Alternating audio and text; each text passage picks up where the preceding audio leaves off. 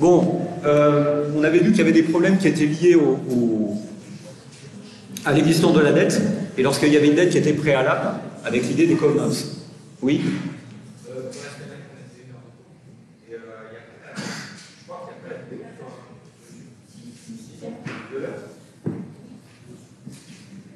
Bien sûr, vous devriez vous abonner à ma chaîne vidéo, comme ça vous seriez en permanence informé de toutes les vidéos que je poste. Je constate d'ailleurs que l'un d'entre vous, m'a envoyé un mail ce week-end pour me dire, Monsieur Glachan, il faudrait vraiment que vous mettiez la vidéo YouTube comme s'il y avait une espèce de manque le 10 novembre, le dimanche 10 novembre au matin.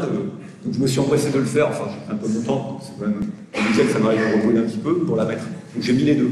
Mais vous avez raison de le signaler, quand ça y est pas, il faut le dire, il ne faut pas hésiter à m'envoyer des trucs et surtout à liker les vidéos et dire qu'elles sont super bien.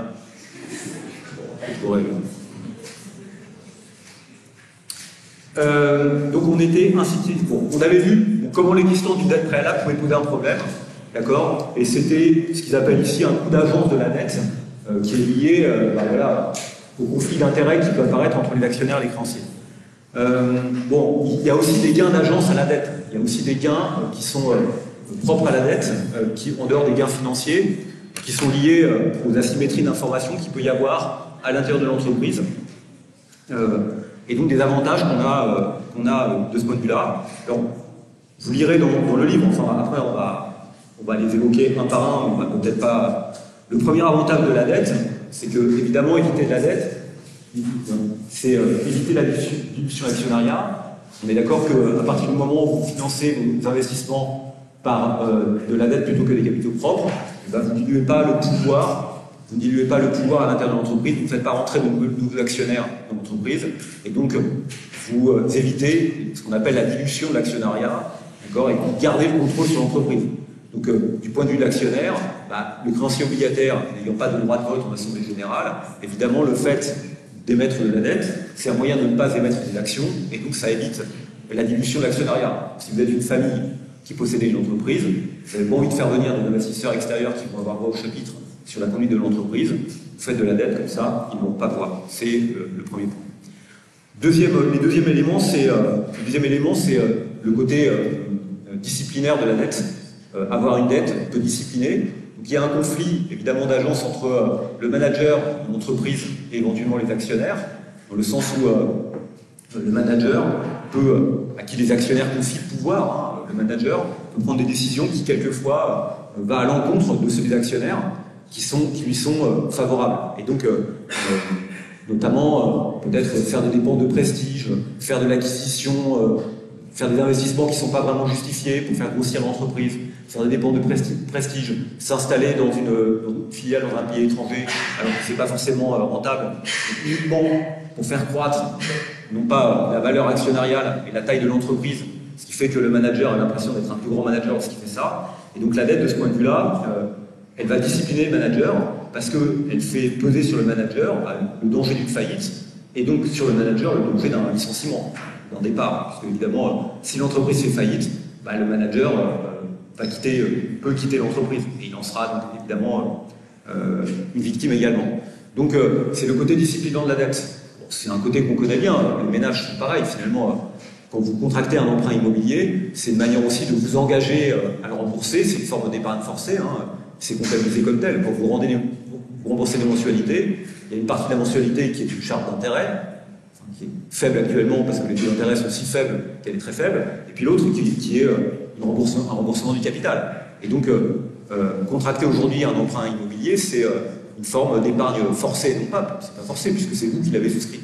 Et le fait d'avoir une dette, bah, ça vous discipline sur vos dépenses, du coup ça vous invite à faire de l'épargne, ça vous oblige à faire de l'épargne. Vous vous engagez un moment. Comme vous n'êtes pas toujours cohérent temporellement, évidemment, ça c'est important. Donc, et puis par ailleurs, accroître le pouvoir de négociation d'entreprise, c'est un point qui me semble un peu moins important. Donc, c'est ce que je mets là.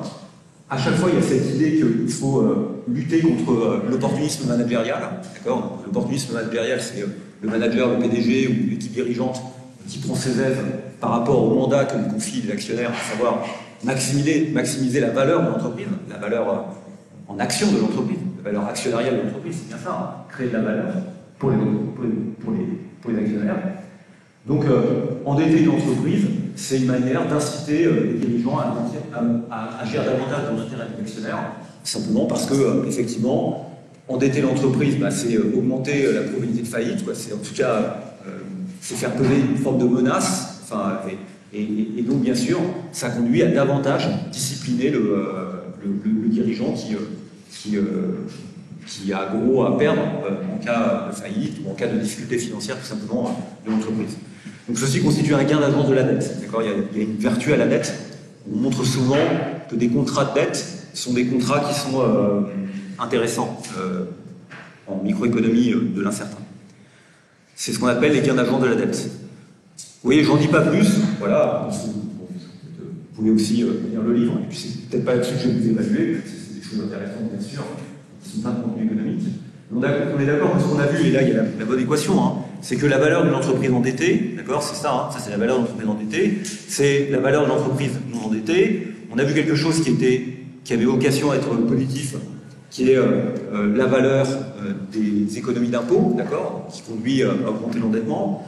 On a vu ensuite qu'il y avait des coûts, des difficultés financières, bien sûr qui vient de manière négative, d'accord. Le coût des difficultés financières, c'est le fait que vous avez du mal à liquider votre actif au prix de marché de cet actif. Enfin, d'accord, on a documenté ça. On a vu ensuite qu'il y avait des coûts d'avance de la dette. Ces coûts d'avance de la dette, c'était essentiellement ce qu'on a appelé le surinvestissement, le sous-investissement, hein, et le fait qu'on pouvait prendre des décisions qui n'étaient pas forcément, les actionnaires pouvaient prendre des décisions qui n'étaient pas forcément économiquement justifiées, hein, en termes de vannes. Et puis, on a les gains d'agence de la dette, qui sont ce qu'on vient de voir, l'idée que la dette est disciplinante. Donc, vous voyez bien qu'en jouant sur tous ces curseurs à la fois, bah, on peut peut-être essayer de montrer qu'il y a un niveau d'endettement optimal. En tout cas, on peut essayer d'expliquer pourquoi il y a des entreprises qui s'endettent beaucoup et pourquoi il y a des entreprises qui s'endettent moins. D'accord? Donc, c'est ça la synthèse. Voilà. Ce dessin résume assez bien les choses, hein. On avait déjà vu ça. On avait vu que si on compte simplement, bon, ça c'est la valeur de l'entreprise endettée, ça c'est la valeur de marché de la dette, ou le ratio d'endettement, je ne sais pas trop ce que c'est, enfin c'est la taille de la dette, d'accord. Bien sûr, si vous êtes dans Modigliani Miller-Beer, bah, il y a une indépendance complète entre les deux, donc ça devrait être une ligne droite, ça devrait être complètement plat. Le fait qu'il y ait des économies d'impôts, bah, ça crée le T étoile FD, l'avantage fiscal à la dette, hein, c'est pour ça qu'on a cette droite-là. On avait déjà vu que cet avantage pouvait être borné, hein, rappelez-vous, parce qu'il y a un moment où la charge de la dette dépasse le résultat d'exploitation, et dans ce cas-là, bah, vous n'avez plus de résultat net, et donc le fait d'endetter ne conduit plus à augmenter la valeur des économies d'impôts, d'accord.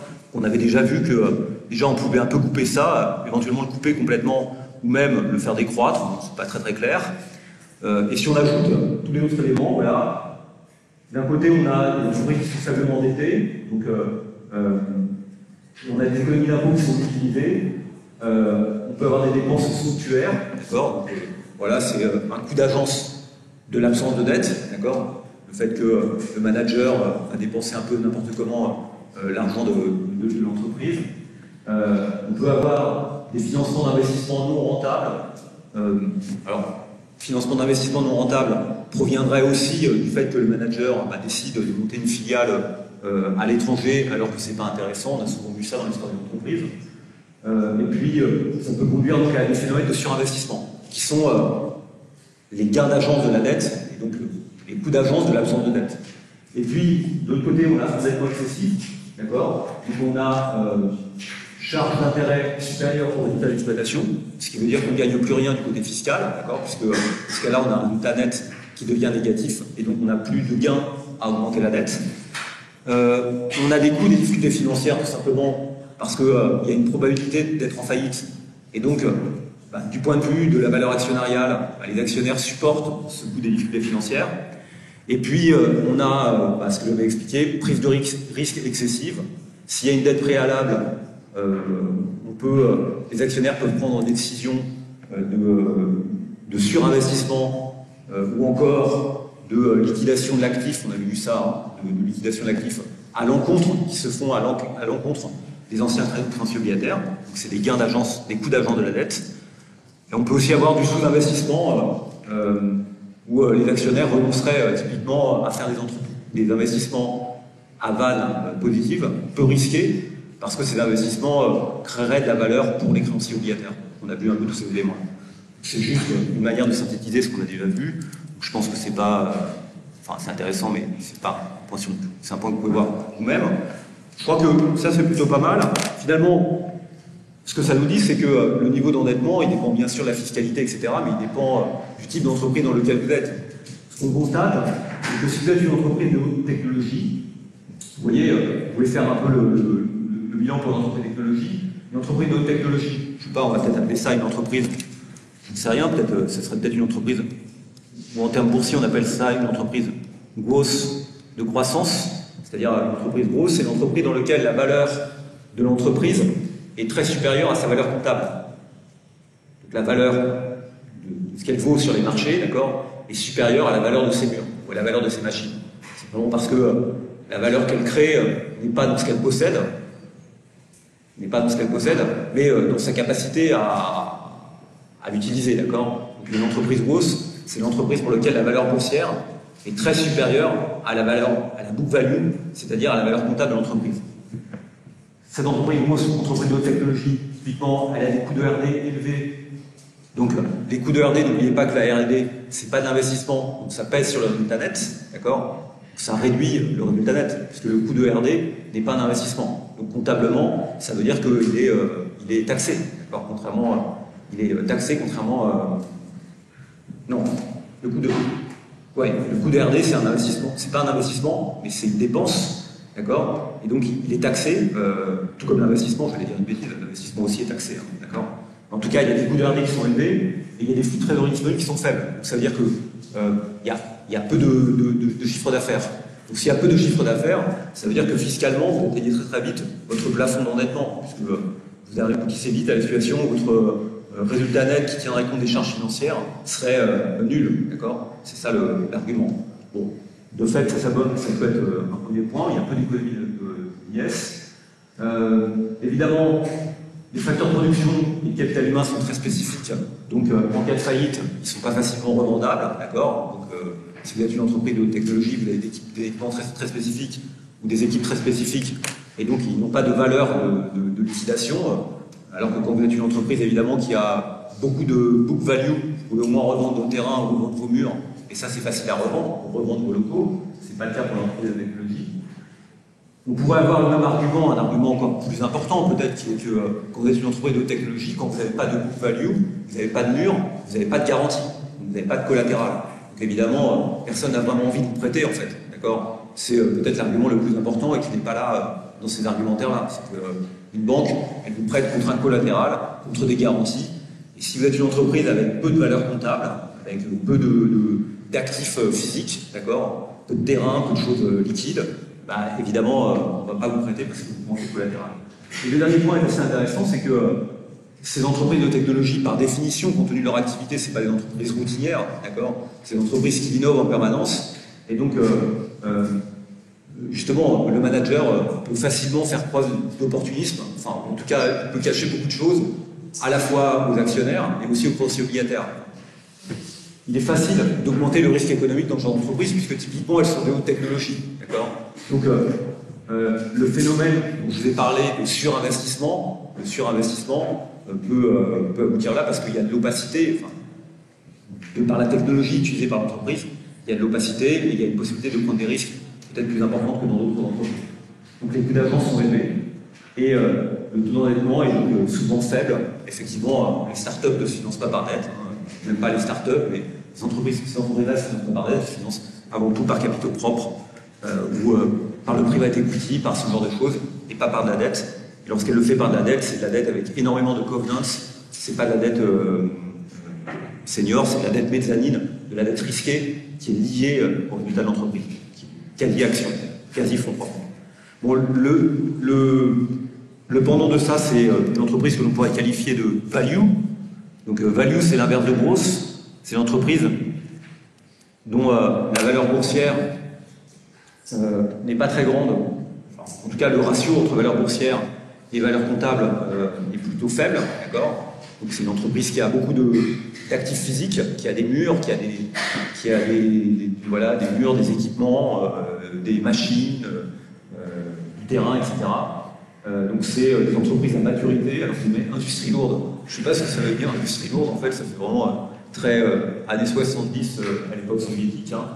La chimie, la grande distribution, tout ce qui est aussi public utilities. Quoi. Aux États-Unis, dans les endroits où les public utilities sont privés, les hôpitaux, la fourniture d'électricité, tout ça c'est des entreprises qui sont très value, d'accord. Et c'est souvent des entreprises en plus qui ont une activité très régulière, d'accord. Quand vous êtes un public utilities, vous distribuez de l'électricité sur l'État du Texas ou sur plusieurs États américains, vous voyez que votre chiffre d'affaires est relativement constant, d'accord. C'est des entreprises sur lesquelles il est facile d'adosser de la dette, parce que même quelquefois, elles peuvent être même protégées par la réglementation. Si vous êtes une société d'autoroute en France, vous voyez, vous gagnez de l'argent avec des péages. Les péages sont quasiment indexés sur l'inflation, ou même augmentent un peu plus vite que l'inflation. C'est des décisions publiques, il y a un risque réglementaire de ce point de vue-là, mais globalement, vous générez très facilement du cash et du chiffre d'affaires de manière très régulière. Une société d'autoroute, c'est une société qui est très value. Alors, n'oubliez pas que ce sont des concessions quand même, donc il peut y avoir peut-être de l'incertitude sur les contrats, des risques politiques dans les sociétés d'autoroute, hein, on l'a vu dernièrement. Donc ces entreprises ont des flux de trésorerie disponibles élevés, d'accord. Du coup, les économies d'impôts sont attractives parce que vous pouvez adosser beaucoup de dettes derrière. Vous atteignez pas très vite votre limite, le maximum de l'économie d'impôts. Elles ont beaucoup d'actifs corporels, donc évidemment, ça veut dire qu'elles peuvent facilement les revendre. Si vous avez des terrains, des usines, enfin des murs, etc., vous pouvez facilement les revendre. Ça, c'est plutôt une bonne chose. Ça réduit le coût de difficulté financière. Puis ça veut aussi dire que vous avez du collatéral. Et c'est la même chose, enfin, cette idée-là. Vous avez des garanties à donner, non seulement parce que votre chiffre d'affaires est relativement stable, mais aussi parce que vous avez de la valeur dans vos murs. Et puis, les opportunités de croissance sont rares. Et donc, l'activité est routinière, bien connue. Hein, c'est assez facile de comprendre ce que c'est qu'une société d'autoroute. Il n'y a pas beaucoup de risques technologiques liés à ça. Et donc, les coûts d'agence sont faibles, d'accord. Les coûts d'agence sont faibles parce que voilà, il n'y a pas d'investissement risqué à faire dans l'entreprise. L'activité de l'entreprise est bien connue. Bon, c'est aussi des entreprises dans lesquelles, par contre, c'est pas mal de mettre de la dette aussi parce qu'il peut y avoir facilement de l'opportunisme managérial, d'accord. Donc, les gains d'agence à mettre de la dette aussi peuvent être importants. Donc, on comprend que ce type de société, nécessairement, va avoir un taux d'endettement, quand je mets 30%, ça peut être plus élevé que ça. Hein. C'est typiquement les sociétés qui sont l'objet de méga deals dans le private equity, par exemple, dans lequel on va faire des leverage buyout, c'est-à-dire où on va apporter des capitaux propres, mais ces capitaux propres vont être en partie financés par de la dette qui sera adossée à la structure qui investit dans l'entreprise. Donc les dividendes qui remonteront de la société vers la structure servira à payer les intérêts de la dette. D'accord. Donc on a beaucoup de gros deals de private equity en LBO avec beaucoup de dettes et beaucoup de leviers qui sont faits sur ce type de société. Ou ça peut être les sociétés possédées par Warren Buffett, puisque je crois que son slogan c'est vaut mieux investir dans des sociétés pas formidables mais qui rapportent régulièrement, plutôt que dans des sociétés formidables mais qui rapportent rien. Enfin, il a une phrase comme ça qui est meilleure que celle que je dis. Donc voilà, on comprend que ceux-là ont un taux d'endettement qui même peut être plus fort que 30%. Ça peut être 60, 70%. Après, ça dépend du niveau des taux d'intérêt, de la conjoncture financière, etc. Bon, asymétrie d'information et structure financière. Dans ce chapitre, on tourne un peu à la deuxième partie qui est... non, c'est toujours un peu la même en fait, c'est sur les asymétries d'information. Donc j'y vais. Un autre avantage de la dette, c'est que la dette peut être utilisée pour crédibiliser un signal transmis au marché. C'est la dette comme signal. Je vais vous donner juste un exemple et vous allez comprendre ce que ça veut dire. Voilà, c'est l'exemple 16.8, donc je le lis avec vous et puis après vous pouvez broder là-dessus et comprendre ce que ça peut signifier. Donc on a une entreprise qui est intégralement autofinancée. La valeur de marché de son actif sera de 100 millions d'euros dans un an si les nouveaux modèles rencontrent le succès. Sinon, Renault ne vaudra que 50 millions d'euros. Si on en croit les analystes, le succès est aussi probable que l'échec.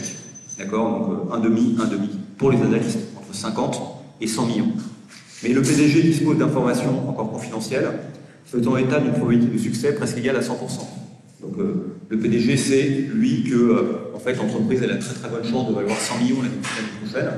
Le problème, c'est qu'il doit le communiquer de manière crédible au marché, aux actionnaires.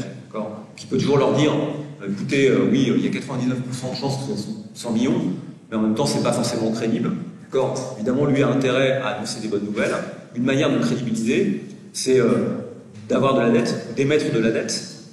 D'émettre de la dette. Pourquoi? Parce que si vous émettez de la dette, évidemment, vous augmentez le risque de faillite de l'entreprise. Et lorsque le PDG émet de la dette, ou prend la décision d'émettre de la dette, ce qui peut d'ailleurs, quelquefois, il doit le demander au conseil d'administration, et peut-être même à l'Assemblée générale, enfin, c'est une décision du conseil d'administration.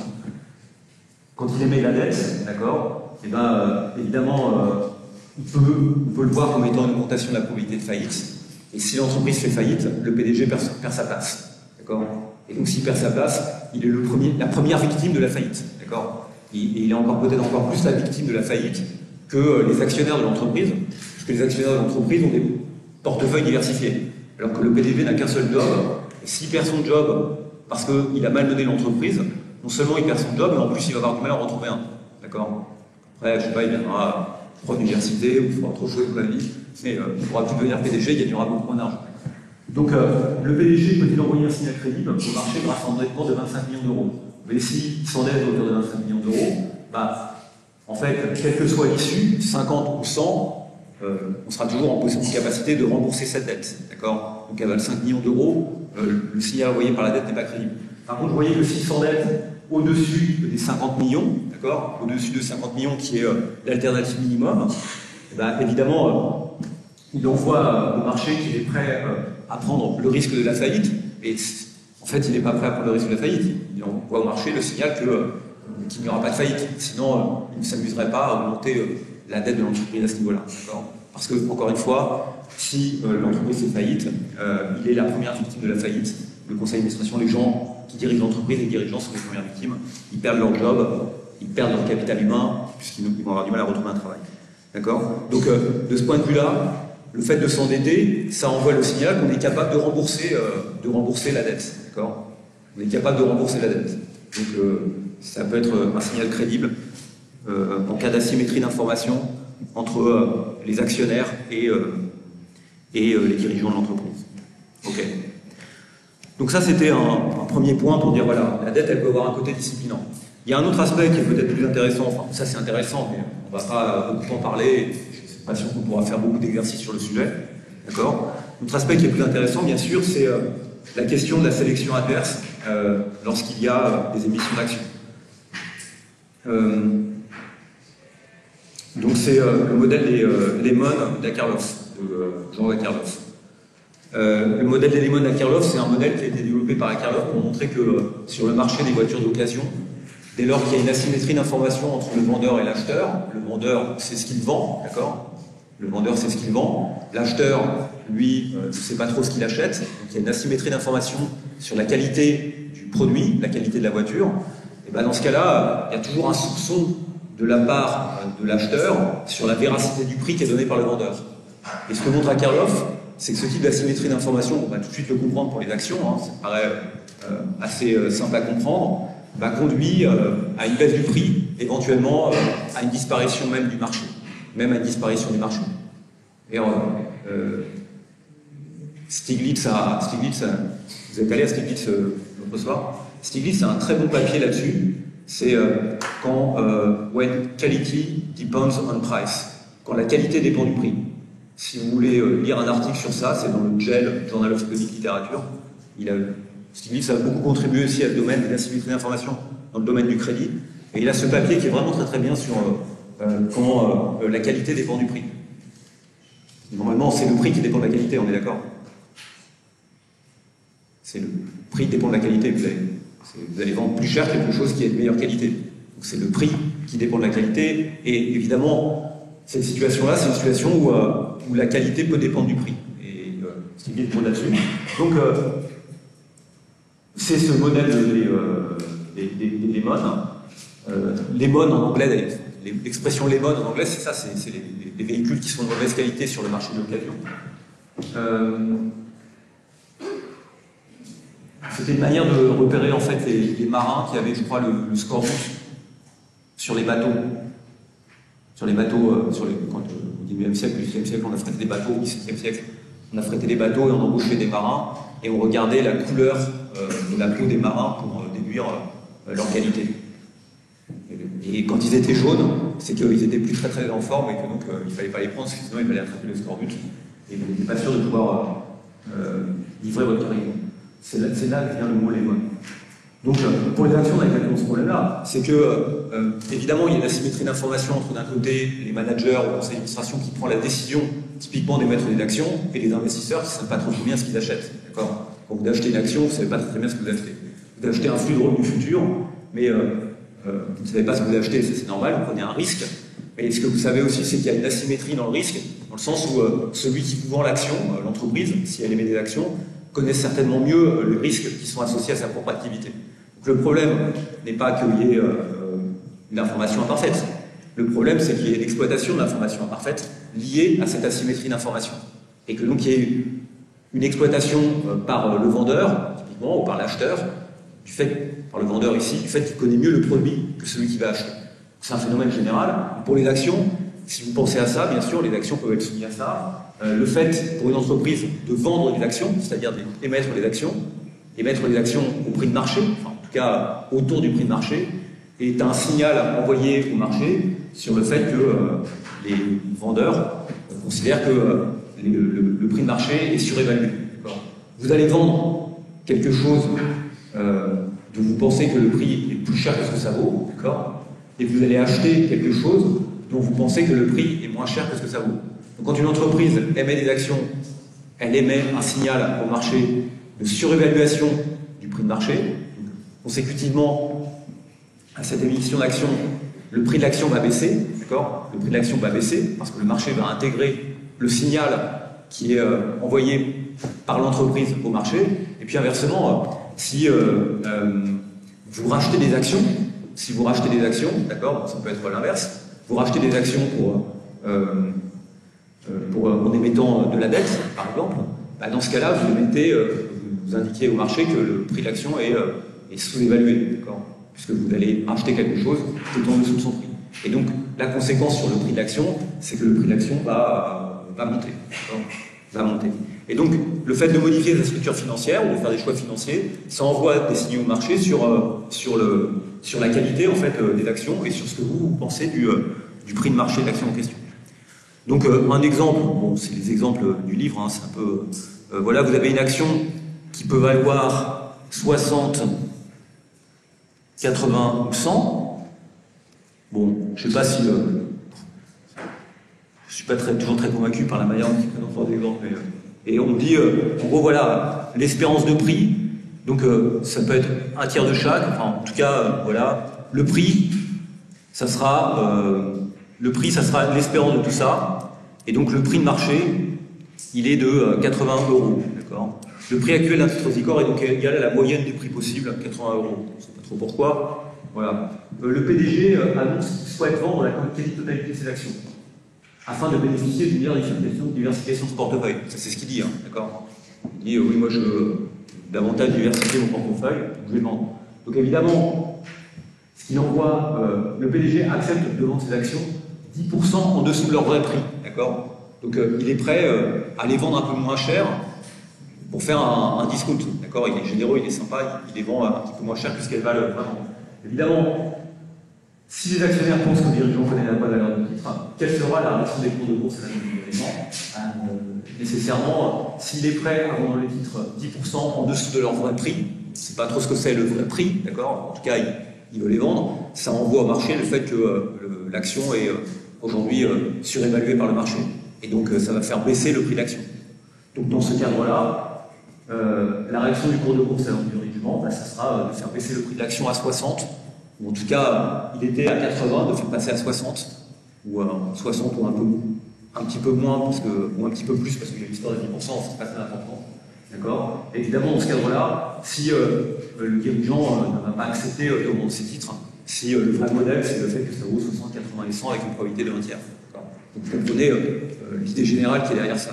C'est une idée qu'on va revoir dans pas mal d'exercices. Ça va? Voilà. pas grand chose d'autre à dire là-dessus. Voilà, on a un exemple ici. Alors, ce problème d'émission d'action, c'est évidemment une émission d'action, c'est pas forcément quelque chose que vous faites uniquement pour faire une opération financière, ça peut être une émission d'action éventuellement pour faire un investissement. Vous voyez bien que si vous décidez de financer votre investissement en faisant une émission d'action, vous envoyez au marché le signal, pensez que le prix des actions sur le marché est surévalué. Surévalué, c'est ça que vous envoyez comme signal sur le marché. Vous faites une émission d'action plutôt qu'un endettement parce que vous pensez que les actions sont plus chères que leur vraie valeur et donc vous avez intérêt à vendre quelque chose dont le prix est supérieur à ce qu'il devrait être, à sa vraie valeur. C'est comme ça que vous allez gagner de l'argent. Donc on a un exemple qui est là, et du coup, ça peut bloquer l'investissement, si vous n'avez pas d'autre manière de faire de l'investissement. Prenez une entreprise de biotechnologie qui a 20 millions d'actions qui vaut 10 euros. Donc la valeur de cette entreprise, c'est 200 millions. Je ne sais pas si c'est ça. La valeur de marché de l'entreprise, c'est, je ne sais pas si c'est VU ou VD. Comme c'est l'entreprise de biotechnologie, elle a peut-être du mal à émettre de la dette, hein, d'accord. Elle a ce problème-là, c'est qu'elle doit se financer plutôt par capitaux propres. En tout cas, sa valeur ici serait 20 fois 10 euros, et donc serait de 200. Le PDG de Gentech est convaincu que la vraie valeur de l'entreprise est de 300 millions d'euros, d'accord. Donc, les actions valent 10, mais le PDG de Gentech pense qu'elle devrait valoir 15. Donc évidemment, vous voyez bien que s'il émet des actions au prix de 10 euros alors que leur vraie valeur est de 15, eh ben, il va y avoir un coût à financer l'investissement par une émission d'actions. Il va y avoir un coût à financer l'investissement par une émission d'actions parce que vous allez vendre des actions à un prix qui est très inférieur à leur vraie valeur. Vous allez vendre 10 euros alors qu'ils valent 15 euros. Vous voyez qu'en faisant ça, vous agissez. Évidemment, si l'année suivante, on se rend compte que la vraie valeur est de 300 millions et non pas de 200 millions, les actions devraient valoir 15, mais si vous avez fait rentrer dans le capital des actionnaires qui ont payé moins que la vraie valeur, vous voyez, ça veut dire que vous partagez avec ces nouveaux actionnaires une partie du gain lié à la mauvaise évaluation de l'entreprise. Okay. Donc, le problème, c'est que, évidemment, quand vous vendez quelque chose en dessous de sa vraie valeur, les malins qui les achètent, donc les investisseurs, les nouveaux investisseurs, eh ben, ils s'accaparent une partie du gain. D'accord. Donc dans l'exemple qui est donné ici, le PDG estime que la valeur boursière de la tête sera égale à sa vraie valeur. Donc il pense que dans un an, si on ne fait rien, dans un an, les actions devraient valoir 15 euros. Okay. Donc maintenant, il a un autre problème, c'est qu'il a besoin de 60 millions pour financer un nouveau laboratoire. Okay. Et donc, ce que je fais, c'est qu'on suppose ici, c'est pas indiqué dans l'énoncé, mais ça va de soi, on suppose que ce brevet est à valeur actuelle nette nulle. On nous dit c'est un investissement de 60 millions, d'accord. Mais en fait, cet investissement de 60 millions, il génère une valeur supplémentaire de 60 millions. Okay. C'est un projet à vanne nulle, pour avoir un projet à vanne positive. Okay. Mais dans l'énoncé, si on veut résoudre l'exercice, il faut faire cette hypothèse. Je crois que c'est pas vraiment fait dans le livre, mais il faut l'ajouter. Donc le delta B, d'accord, delta B, le gain de valeur, c'est I, et c'est égal à 60. D'accord. C'est égal à 60. Ça veut dire quoi? Ça veut dire que dans un an, si le projet est mis en place, l'entreprise ne vaudra pas 300, comme elle l'était avant, mais vaudra 360. On est d'accord? Puisqu'il y a un delta B qui est de I, qui est de 60. Ok? Donc, que va-t-il se passer? Je ne sais pas ce qui va se passer, c'est le slide d'après. Gentech pourrait lever les capitaux nécessaires en émettant 6 millions d'actions au prix unitaire de 10 euros. Il a besoin de 60 millions qu'il faut qu'il récupère. Il peut financer aujourd'hui, d'accord? Il peut le financer aujourd'hui. Mais s'il finance aujourd'hui, pour trouver ces 60 millions, il va falloir qu'il fasse rentrer. Le brevet étant à vanne nul. Le brevet étant à vanne nul. Le brevet n'est pas créateur de valeur. Net. Il est créateur de valeur pour l'entreprise, il a un delta B.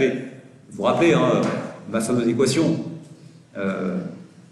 V plus delta V, vous savez, c'est celle que j'aime bien, V plus delta V est égal à N0 delta P plus P1 delta N plus la variation de la dette, d'accord.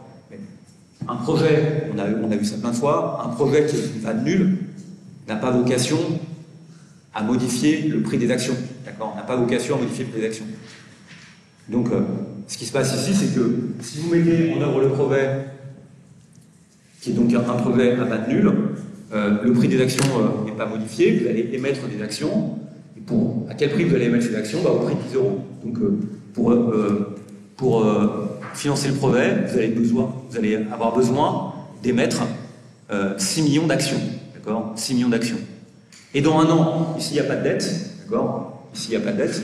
Dans un an, votre entreprise faudra 300, ou plus 200, 300, puisque c'est la vraie valeur, plus les 60, le delta V. Et donc, chaque action vaudra combien? Vous avez 360 à partager entre les actionnaires, 360 millions. Et maintenant, vous avez 26 millions d'actionnaires, d'accord? Et non plus 20 millions. Et donc, bilan de l'opération, le prix de l'action, dans un an, faudra 13,85. Faudra 13,85. Ok? Alors que si Genetech renonce à faire son investissement, mais attend que le prix de l'action remonte à 15 euros, d'accord? S'il attend et s'il remet son investissement dans un an, ce qui va se passer, c'est que le prix de l'action va passer à 15 euros dans un an, avant qu'on mette en œuvre le brevet, d'accord? Maintenant, s'il émet des actions, il n'aura pas besoin d'en émettre. Il n'aura pas besoin d'en émettre 6 millions, mais uniquement 4 millions pour lever 60 millions. Et donc il fera entrer 4 millions de nouveaux actionnaires. Et la valeur de l'entreprise, qui est de 360, sera partagée par 14 millions d'actionnaires. Et donc le prix de l'action sera à 15 euros. D'accord? Et restera à 15 euros, puisqu'il n'y a pas eu de création de valeur, delta V moins I est égal à 0. Donc bien sûr, c'est ce que je disais tout à l'heure, c'est que si vous émettez des actions alors que vous êtes convaincu que le prix de l'action va monter, d'accord, ça se fait au détriment des actionnaires de l'entreprise aujourd'hui, parce que vous faites rentrer dans le capital des nouveaux investisseurs qui vont profiter du réalignement du prix de l'action sur sa vraie valeur. Donc du coup, ce gain qui existe là de 100 millions, qui devait être partagé par les 20 millions d'actionnaires, vous le faites partager par 26 millions d'actionnaires. D'accord? Par 26 millions d'actionnaires. Et donc les nouveaux actionnaires, évidemment, en profitent. Or, n'oubliez pas que les gens qui prennent les décisions dans les entreprises, ce n'est pas les nouveaux actionnaires, c'est les actionnaires actuels. D'accord? Donc le patron, il doit agir dans l'intérêt des actionnaires, de la création de valeur aujourd'hui. Il n'est pas là pour agir pour la création de valeur demain pour des nouveaux actionnaires. Il n'a rien à faire. Les gens à qui il rend compte, c'est les gens qui sont à l'Assemblée Générale aujourd'hui. Donc, vous avez compris que dans ce cas-là, effectivement, il y a une forme de dilution. Enfin, en fait, les nouveaux actionnaires en profitent. Et donc, les anciens actionnaires, eux, accusent une perte. Et donc, le manager a pris une décision qui est à l'encontre des actionnaires. Ce qu'il va faire simplement, c'est qu'il va simplement repousser son investissement. S'il n'a pas d'autre manière de financer son entreprise, il va simplement repousser son investissement en attendant que les actions atteignent leur vrai prix. Le problème, bien sûr, c'est que lorsqu'il va le faire, tout le monde peut penser maintenant que le prix de l'action est surévalué et donc ça peut faire baisser le prix de l'action. On n'en sort pas. Mais c'est bien l'argument qui est présent ici. On va le voir dans des exercices. Après, il y a un ou deux exercices qu'on va traiter qui reprend exactement le même argument. On le fera peut-être de manière plus formelle. Voilà. Donc l'émission d'actions, lorsque les dirigeants savent que l'entreprise est sous-évaluée par le marché, est coûteuse pour les anciens actionnaires. C'est exactement ça, d'accord? Ce sont les anciens actionnaires qui vont payer les conséquences de ça. Donc, si le PDG cherche à maximiser la richesse de ses actionnaires aujourd'hui, il refusera l'émission d'actions à un prix plus faible que leur vraie valeur. D'accord? Il ne le fera pas, tant que l'action ne sera pas à sa vraie valeur, il ne le fera pas. Donc, seuls les dirigeants qui anticipent une baisse du cours de l'action de l'entreprise acceptent d'émettre des actions. Okay? On n'a pas de moyens. Après, il faut rajouter d'autres. Vous voyez, on a l'impression que quelque part, on n'aura jamais de solution à ce problème, puisque systématiquement, dès lors que vous prendrez une décision d'émettre ou de ne pas émettre des actions, ça sera interprété par le marché, et donc il y aura une fluctuation du prix. C'est exactement l'argument qui est donné par Akerlof, et Akerlof finit son papier, dans son papier, sa première remarque, c'est de dire on ne comprend même pas très bien comment le marché des voitures d'occasion peut exister. Parce que finalement, on peut toujours penser, on peut toujours penser que le vendeur surestime le prix, d'accord? Et il n'y a que lorsque le prix devient nul qu'éventuellement il ne surestime plus. Donc ça fait s'effondrer le marché. Ok. Donc la conséquence, c'est que, c'est intéressant cette conséquence, c'est que le prix des actions baisse immédiatement après l'annonce d'une émission d'actions. Mécaniquement, si lorsqu'il y a une émission d'actions, vous pouvez avoir une idée, c'était la loi de la demande, dire il n'y a plus d'actions, donc les prix sont plus faibles. Ok. Cette explication n'était pas la bonne, puisque vous avez expliqué que si vous croyez l'efficience des marchés, vous pensez que les actions sont des portefeuilles de titres à redebreux, vous êtes en équilibre partiel, le prix des actifs à redebreux est donné par les marchés de manière générale, d'accord? Et quand vous émettez plus d'actions, ça ne va rien changer à ces titres d'à redebreux, au prix de ces titres d'à redebreux, et donc ça ne modifie pas le prix. C'est ce qu'on avait vu avec le delta P égale 0.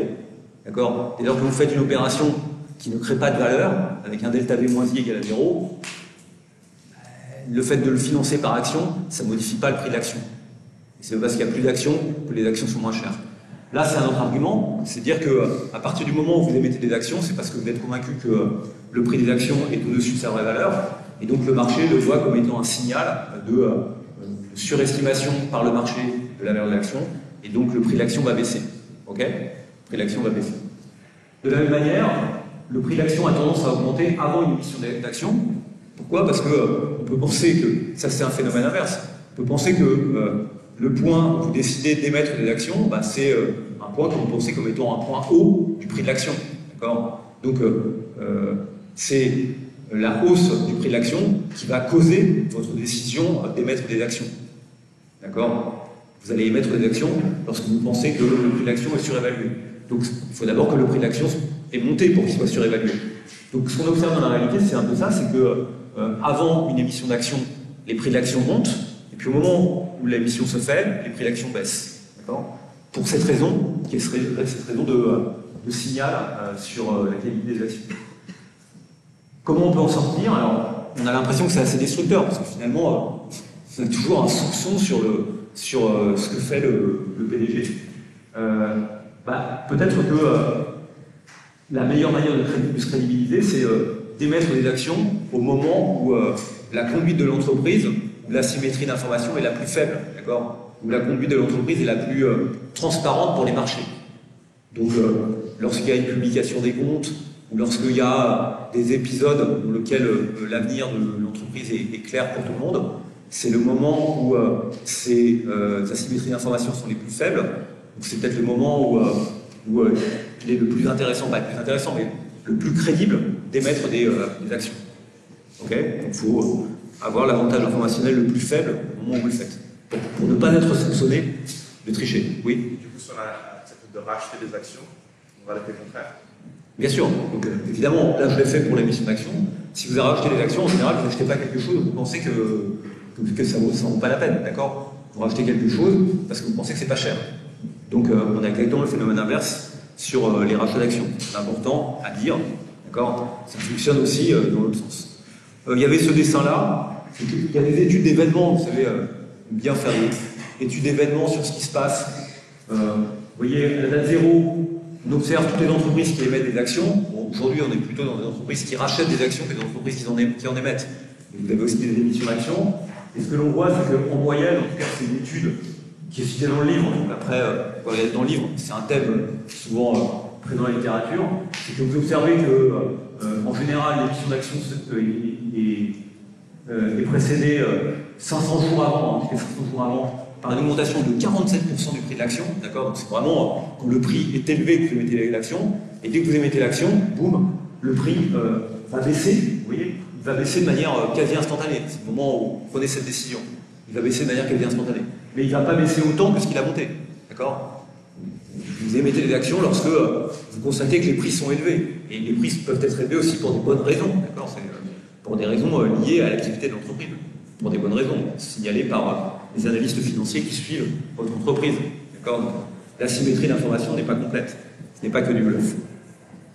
Ok. Donc, effectivement, on pourrait avoir la même remarque sur les rachats d'actions. C'est pas tellement fait là dans nos livres, on pourrait le mettre aussi en avant. Conséquence sur la structure financière, c'est ce qu'on appelle la théorie du financement hiérarchique, la Pecking Order Theory. En fait, lorsque vous modifiez votre structure financière, vous envoyez un signal au marché. Donc, si vous choisissez d'émettre des actions plutôt plutôt que vous endetter, c'est que vous signalez que les prix des actions sont surévalués. Si vous vous endettez pour racheter des actions, c'est que vous signalez que le prix des actions est sous-évalué. Okay, donc c'est cette idée-là qui est derrière. Et donc,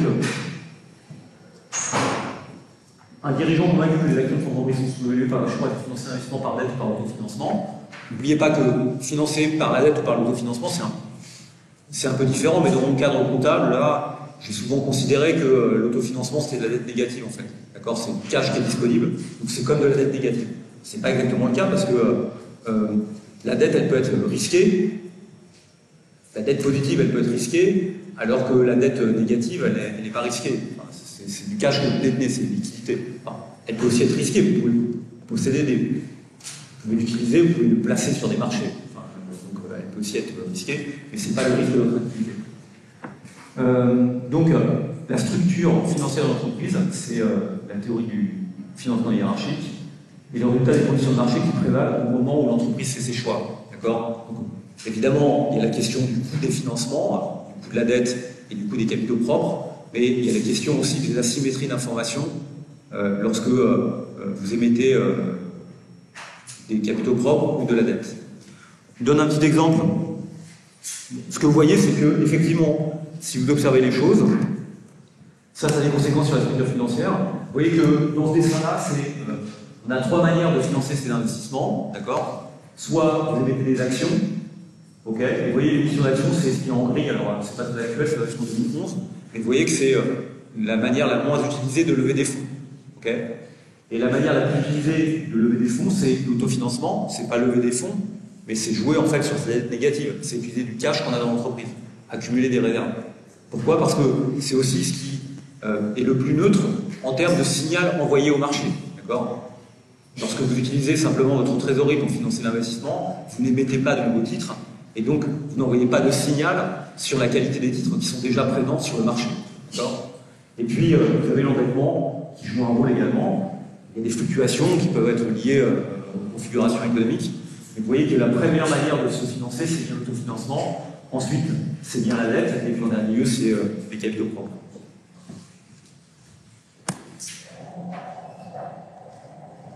Il y a cet exemple qui est pas mal, qui permet un peu de conclure là-dessus. Action veut financer un investissement de 10 millions d'euros. Si Action s'endette pour une période de 1 an, le taux d'intérêt est de 7%. Pourtant, le PDG pense que le taux d'intérêt que devrait payer l'entreprise dans l'attente d'information est de 6%. Donc la dette aussi peut être... On peut aussi avoir le même phénomène, bien sûr, qui affecte les obligations d'entreprise, puisque les obligations d'entreprise incorporent la probabilité de faillite. Et donc on peut penser que le PDG a de meilleures informations sur la probabilité de faillite que les marchés, et que là aussi, il y a une asymétrie d'information.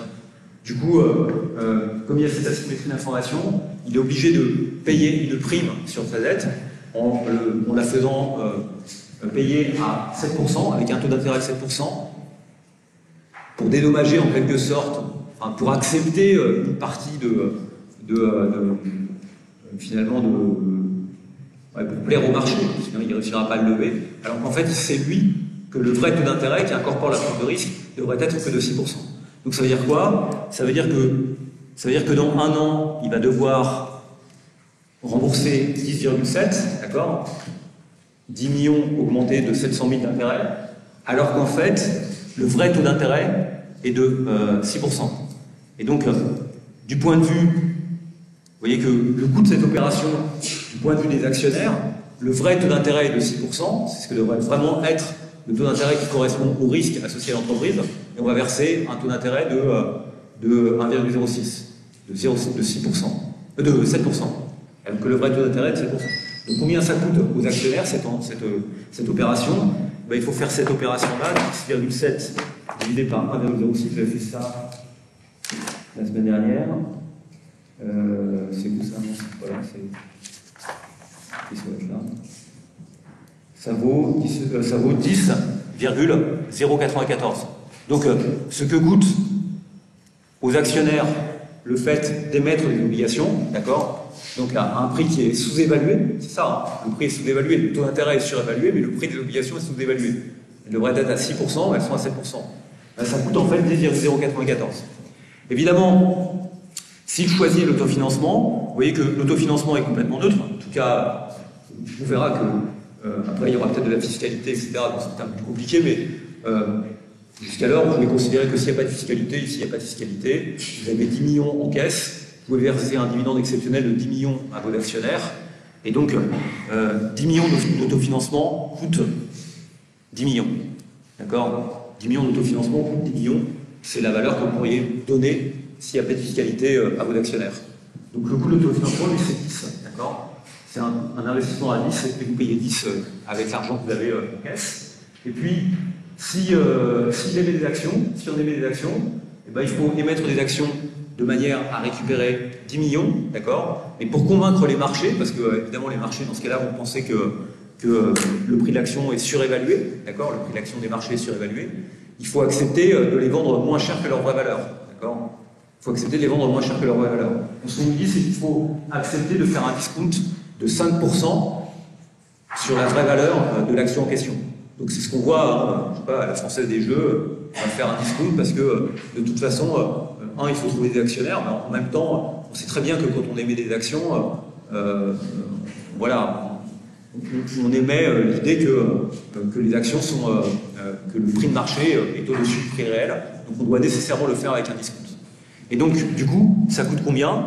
Eh ben, l'action, vous pourriez la vendre, 1, vous allez devoir la vendre 95 centimes. Ok ? Donc combien ça va vous coûter en termes de valeur actionnariale ? Ça va coûter 10 divisé par 0,95. Ok ? Puisque vous allez faire un discount de 5% sur le prix de chaque action. Donc ça va vous coûter quelque chose.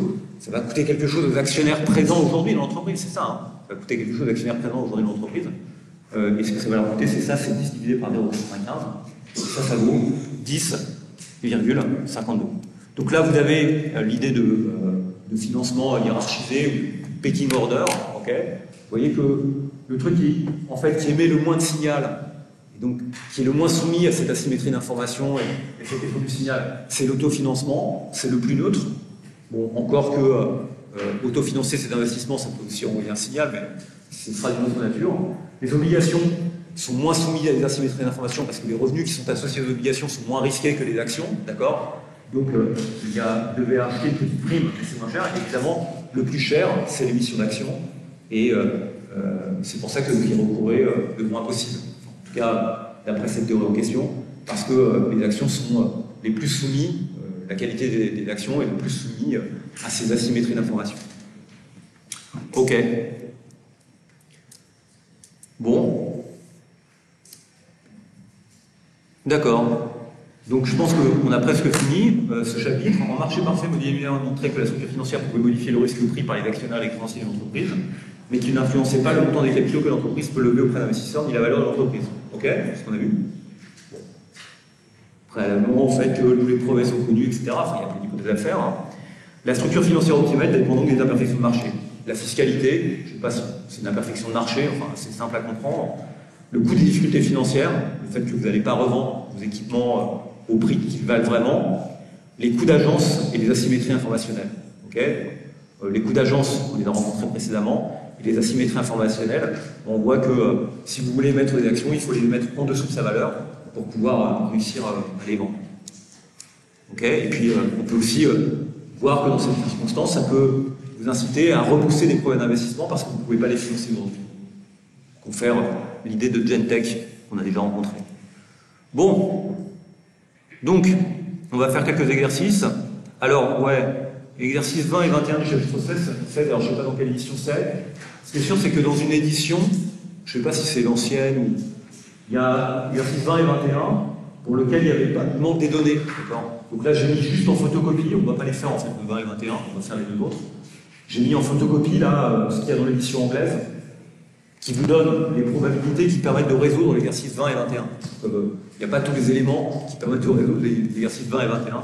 Et donc ça, c'est les éléments dont vous avez besoin pour réfléchir aux exercices 20 et 21.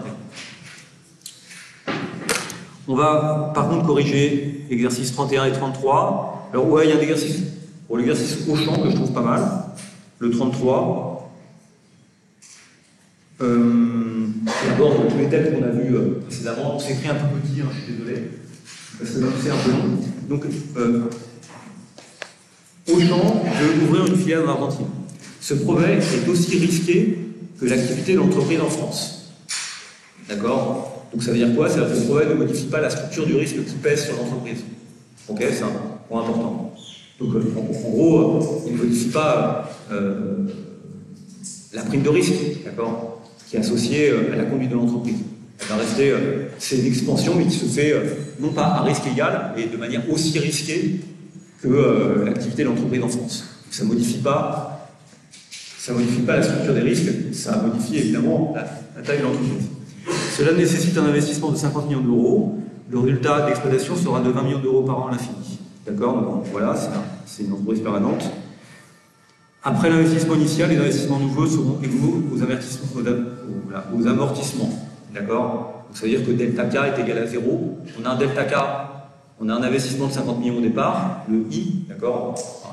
Augmentation du capital, delta K, qui vaut 50, et puis ensuite on n'a plus rien, d'accord? Ensuite on a delta K égale 0, et donc dans ce cas-là, le flux de trésorerie disponible est juste égal à 1 moins T limite. Rappelez-vous ce résultat-là très important, le résultat comptable. On va valoriser l'entreprise en calculant le flux de trésorerie disponible et la méthode du, je sais pas, du WACC, ou en tout cas en actualisant le flux de trésorerie disponible de l'entreprise. On va le voir de cette manière-là. On pourra discuter après, parce qu'il y a un petit point quand même. Donc, ce flux de trésorerie disponible, c'est toujours 1 moins T, le résultat d'exploitation, le débit, d'accord? Donc, c'est le résultat de l'entreprise à endettement nul, moins delta K plus delta BFR. Vous vous rappelez cette formule? Okay. Bon, ici, ce qu'on nous dit simplement, c'est que vous voyez que le BFR est égal à 0, le delta BFR est égal à 0, d'accord? Et le delta K, en fait, le delta K, il est uniquement égal à 50 millions, mais uniquement la première année, d'accord? Il n'est plus après égal à 50 millions, donc il est égal à 0 ensuite.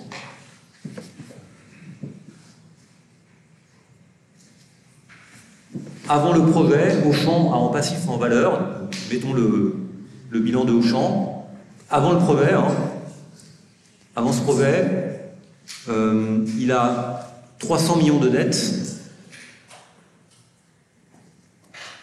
300 millions de dettes et 500 millions de capitaux propres. Et les 500 millions de capitaux propres, c'est 10 millions multiplié par 50 euros. D'accord?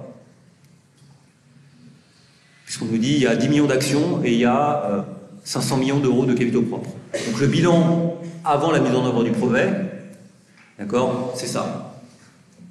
Ok? Donc, ce qu'on nous explique, voilà, c'est la dette est sans risque, le taux d'intérêt, donc RD, la dette est sans risque, donc ça ne change pas la probabilité de faillite, le projet. Le taux d'impôt sur la société est de 33%. Et le RU, le coût du capital de l'entreprise non endettée, c'est le RU, d'accord, ce qu'on appelle le RU, il est de 10%, d'accord. Et vous voyez que comme les flux de l'entreprise sont aussi risqués, l'investissement est aussi risqué que le reste de l'entreprise, ça veut dire que c'est le RU qu'on doit utiliser pour actualiser, qu'on peut utiliser en tout cas pour actualiser les flux du projet. Alors, Auchan propose de financer le projet uniquement par émission d'actions. Les actionnaires ne s'attendaient pas à cette annonce, mais ils partagent l'analyse d'Auchan sur la perspective du projet. Quel sera alors le prix d'une action suite à l'annonce? Donc, nous, la question, c'est de savoir quelle valeur a été créée par le projet. Donc, c'est quoi le delta V-I du projet?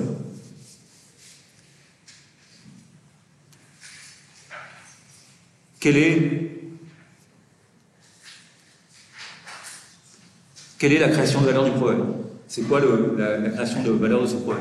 Donc on est d'accord que ce projet, il va rapporter, on nous dit, il va rapporter combien de flux de trésorerie disponible? Le résultat d'exploitation, c'est 20 millions à l'infini, par an à l'infini. Donc ça va faire 20 millions, ok? Ça c'est les bits à toutes les dates, ok? Multiplié par 1 moins T, voilà, je ne sais pas pourquoi j'ai du mal à écrire, peut-être c'est mal aligné, d'accord? Donc ça c'est 1 moins T les bits, ok? Et à quel taux je dois actualiser ça? Je dois en déduire le supplément de valeur. À quel taux je dois l'actualiser? Ici, ouais, je dois l'actualiser à 10%, mais c'est pas totalement évident, parce que vous pourriez me dire, mais attendez, ce qu'on a vu, c'est qu'il fallait actualiser le flux de trésorerie disponible avec quelque chose qui est le WACC de l'entreprise, le taux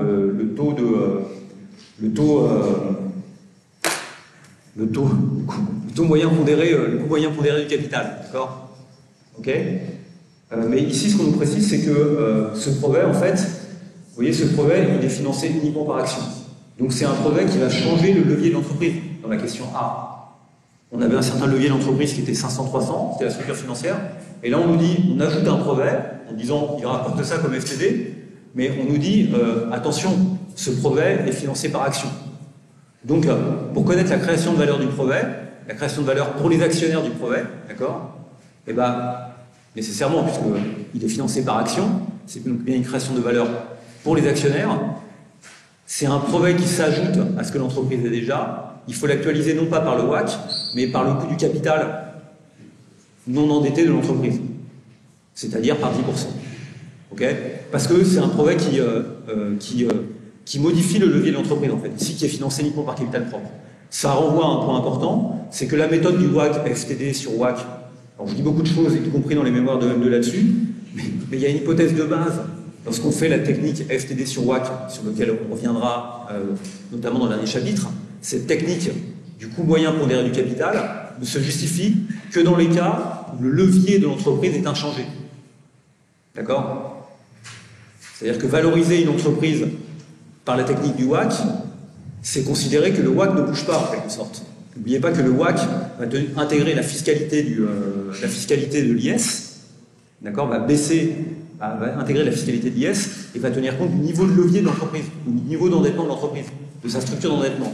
Okay, ici, dans cet exercice, vous voyez que comme c'est un projet qui est financé uniquement par capitaux propres, la manière de le valoriser, c'est non pas de tenir compte du WACC, mais de tenir compte du RU, c'est-à-dire du rendement des capitaux, non pas des rendements des capitaux propres, mais de l'actif de l'entreprise, à savoir le rendement de l'actif économique de l'entreprise, c'est-à-dire le rendement des capitaux propres de l'entreprise non endettés. J'ai mal à le dire, d'accord? C'est le RU. Donc il faut bien l'actualiser par 10%, parce que, ok, il n'y a pas de création de valeur qui serait liée à des économies d'impôts. D'accord? C'est ça, en fait. C'est ça qu'on fait. Donc ça, c'est bien,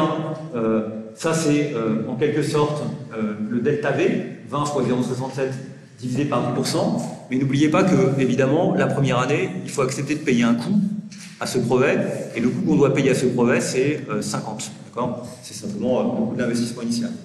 Donc 20 fois 0,67 divisé par 10%, c'est le delta V, et I, c'est les 50 en question. Ok? Donc ça fait combien ça? 2 fois 67, ça fait 100... Combien? 134? 134 moins 50, d'accord? Donc ça fait 84.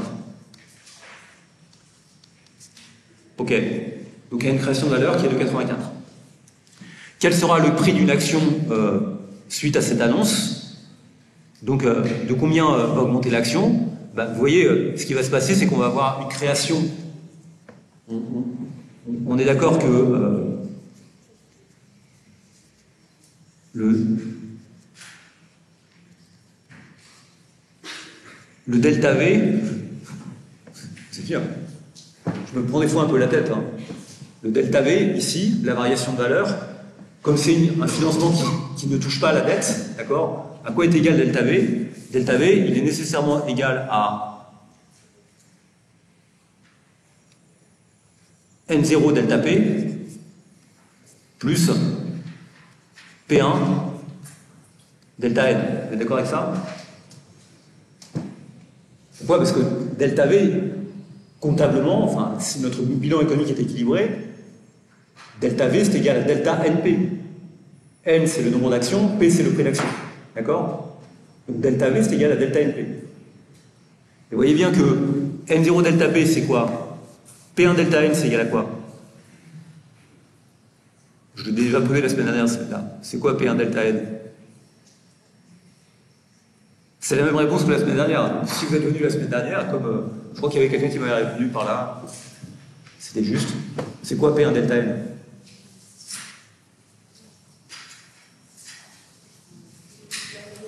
C'est la levée de fonds, d'accord? Donc c'est l'investissement en fait. P1 delta N, c'est 50.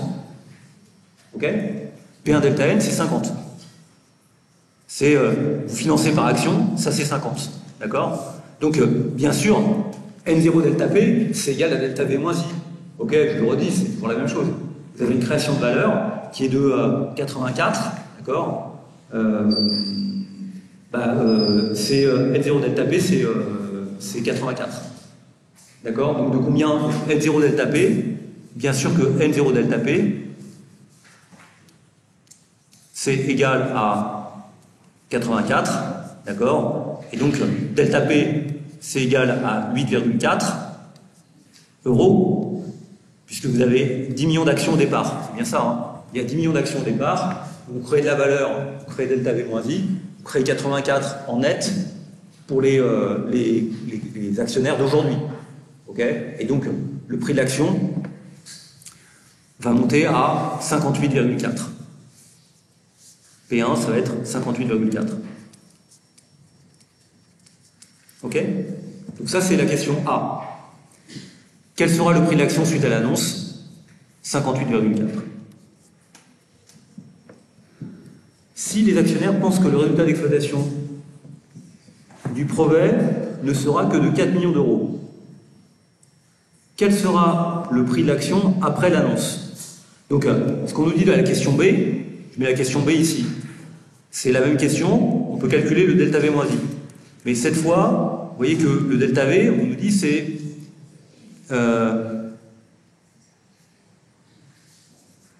4 millions d'euros. Donc c'est 4 fois 0,67. 4 fois 0,67, c'est égal à je suis lent. 200... Ça fait combien? Divisé par 10%. 4 fois 0,67, moins 50. Donc 4 fois 0,67, c'est... Oh là là. 268. Donc ça fait 26,8, d'accord? 26,8 moins 50, ça fait moins 23,2. D'accord? Donc voilà. La vanne, elle est de delta V moins I, c'est égal à moins 23,2. Donc dans ce cas-là, le prix de l'action après l'annonce, ce P1 ici, on refait le même calcul que ce qu'on a fait là, hein, d'accord? L0 delta P, c'est égal à moins N0 delta P, c'est égal à moins 23,2, d'accord? À moins 2,32, d'accord? Donc le prix de l'action, c'est 50 moins 2,32, c'est-à-dire c'est 46, 47,68. On est d'accord? Ok? Donc combien d'actions vous devez émettre? Eh bien, vous devez émettre 50 divisé par 47,68. Puisqu'il faut lever 50 millions d'euros. Ok? Il faut lever 50 millions d'euros. Et vous allez vendre les actions 47,68. D'accord? N'oubliez pas que c'est toujours la même chose. P1 delta N, c'est égal à 50. Donc, dans ce cas-là, delta N, c'est égal à 50 divisé par le prix de l'action, 47,68. Et donc, vous allez émettre 50 divisé par 47,68, j'ai dû calculer aussi quelque part. C'est égal à 1,049. C'est ça, je ne me suis pas trompé? C'est égal à... oui, c'est ça. C'est égal à 1,049. Ok? Donc de sorte que le nombre d'actionnaires, ce sera 11,049 suite à cette opération-là. Évidemment, vous avez tous compris que dans ce cas-là, on finance un projet qui a une vanne négative. Donc les actionnaires actuels vont refuser le truc. Ils vont dire, ah non, attendez, on n'est pas d'accord, on se fait avoir. On fait passer le cours d'action de 50 à 47,68. Donc ce projet ne devrait pas être mis en œuvre. Hein. Il ne devrait pas être mis en œuvre si on demandait aux actionnaires ce qu'ils en pensent. Et s'ils avaient toutes les informations à disposition. Ok? Peut-être juste, ouais, je voulais vous remettre ça, parce que à chaque fois, je ne veux pas m'empêcher de vous le remettre. Hein, mon raisonnement est toujours le même. À un moment sur le bilan, peut-être un des trucs les plus importants à retenir du cours, c'est toujours mon même raisonnement. Ok, je le refais encore une fois. C'est vous avez V, et puis vous mettez en œuvre un projet qui va créer de la valeur, delta V, d'accord, mais de la valeur pour tout le monde, d'accord, qui va s'ajouter à l'actif de l'entreprise. Après, n'oubliez pas que ce projet, il peut coûter I.